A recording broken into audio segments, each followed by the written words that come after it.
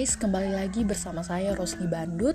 Nah, di podcast kali ini saya akan menjelaskan tentang asumsi-asumsi dasar asesmen. Nah, sebelum masuk ke asumsi-asumsi dasar asesmen, kita harus tahu pengertian dari asumsi-asumsi dasar asesmen itu sendiri.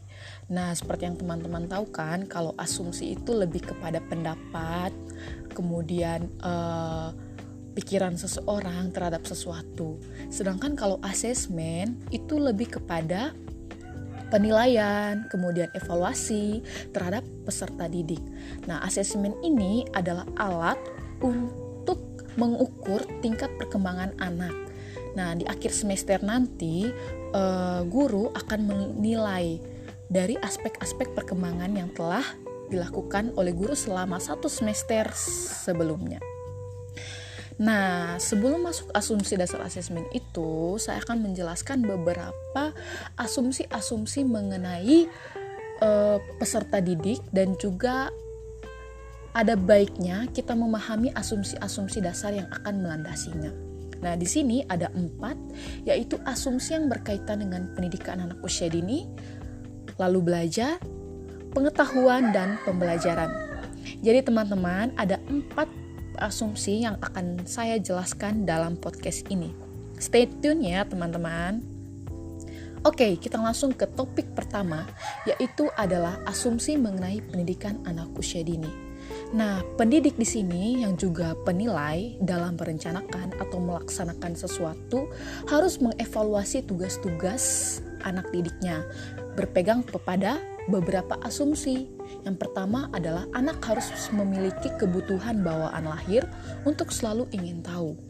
Dan yang kedua, anak dapat memulai dan mengarahkan belajarnya sendiri. Jika dia berada dalam lingkungan yang mendukung dan banyak hal-hal yang bermakna baginya, maka pendidik harus mempersiapkan lingkungan yang mendukung untuk mensuburkan motivasi intrinsik.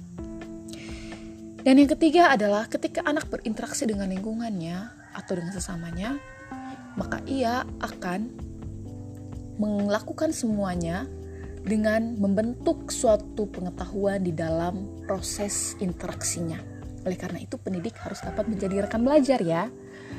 Nah, yang berikut adalah perkembangan fisik jasmani, emosi perasaan, sikap sosial, dan intelektual alam serta pikiran anak berlangsung dengan kecepatan dan irama yang berbeda-beda.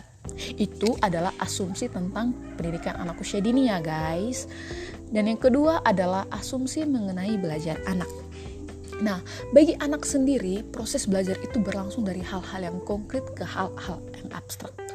Anak-anak usia dini itu tidak belajar seperti kita ya teman-teman, yang terpaku kepada buku, menghafal, membaca. Itu tidak seperti itu. Mereka itu harus belajar dari hal-hal yang konkret lalu ke hal-hal yang abstrak dengan cara bermain, kemudian bereksperimen, kemudian melakukan demonstrasi seperti itu. Lalu ia akan mulai menjelajah, mengeksplorasi, dan mempertanyakan secara aktif melalui lingkungan belajar yang bermakna baginya.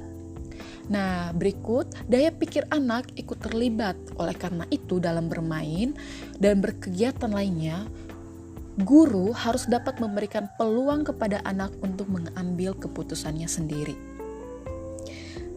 Jadi teman-teman, ketika anak bermain, biarkan ia memutuskan apa yang ingin ia lakukan. Jangan membentak atau menyuruhnya untuk melakukan hal-hal yang tidak sesuai keinginannya ya. Lalu yang ketiga adalah asumsi tentang pengetahuan. Nah, pengetahuan ini berakar dalam bahasa, adat istiadat, dan kebudayaan. Jadi pengetahuan di sini lebih kepada lingkungannya, di mana ia membawa nilai budaya dari rumahnya masing-masing. Misalnya karena anak-anak biasanya mereka belajar bahasa dari rumahnya. Bahasa pertama yaitu adalah bahasa di rumah. Jadi bahasa kedua adalah bahasa Indonesia. Nah, untuk kosakatanya bahasa Indonesianya sendiri ia sangat sulit karena itu tidak menjadi kebiasaannya dia di rumah. Jadi di sini guru harus lebih selektif dan lebih kreatif untuk membantu anak dalam mengembangkan aspek bahasanya. Banyak cara mengelompokkan jenis pengetahuan, salah satunya ialah alam kebendaan, logika matematika, dan sosio konvensional. Nah, pemecahan masalah mengguli hafalan kata-kata.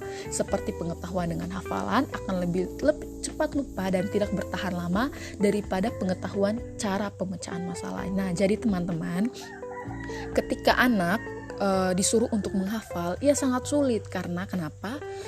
Masa usia 1-5 tahun itu anak anak konsentrasinya itu rendah sehingga ia cepat lupa. Kadang kita suruh untuk mengambil ballpoint saja, sedikit lagi atau beberapa menit kemudian dia sudah lupa kembali. Seperti itulah. Jadi jangan terlalu memaksakan dia untuk menghafal ya. Lalu pengetahuan baru dibangun di atas pengetahuan dan pengalaman-pengalaman sebelumnya. Anak itu kan dia belajarnya kan bertahap. Jadi ketika dia mengetahui pengetahuan baru, maka ia akan melihat pengalaman-pengalaman yang pernah ia lakukan sebelumnya dan dipengaruhi oleh persepsi atau pikiran individu masing-masing. Jadi seperti itu ya guys, asumsi tentang pengetahuan. Lalu asumsi tentang pembelajaran. Nah, pembelajaran terjadi biasanya dalam kelompok kecil dan perseorangan. Nah, pembelajaran yang tamat kanak lebih banyak dilakukan dalam kelompok. Nah, ketika teman-teman melihat ada anak-anak yang berusia 3-4 tahun dikelompokkan dalam kelompok A, kelompok B, kelompok C, seperti itu. Nah, proses pembelajaran juga lebih berpusat pada anak. Kenapa? Karena memang sesuai dengan kurikulumnya bahwa pembelajaran itu harus berpusat pada anak, jangan berpusat pada guru. Bukannya anak yang semakin pintar, malah guru yang semakin pintar. Jadi seperti itu ya guys. Lalu pembelajaran juga harus lebih jeli terhadap sumber pengetahuan, begitu, dan menyesuaikan kepada zaman yang ada. Nah, lalu pembelajaran mengakui keberagaman budaya dan keunikan gaya belajar anak. Nah, di sini masing-masing anak mempunyai cara belajarnya masing-masing. Ada yang tipe mendengar, ada yang tipe membaca, ada yang tipe audiovisual. Jadi seperti itu teman-teman. Ketika kita mengajar atau melakukan penilaian, kita jangan berpusat pada anak yang tidak bisa membaca atau anak yang tidak bisa menulis. Itu tuh mereka punya gayanya masing-masing untuk belajar. Jadi jangan terlalu memaksakan ya. Jadi kurang lebih itu adalah penjelasan atau pesan-pesan dalam podcast kali ini tentang asesmen di anak usia dini. Jadi teman-teman, semoga bermanfaat ya. Dan jangan lupa untuk like, subscribe, dan komen sebanyak-banyaknya. Terima kasih, sampai jumpa di podcast selanjutnya.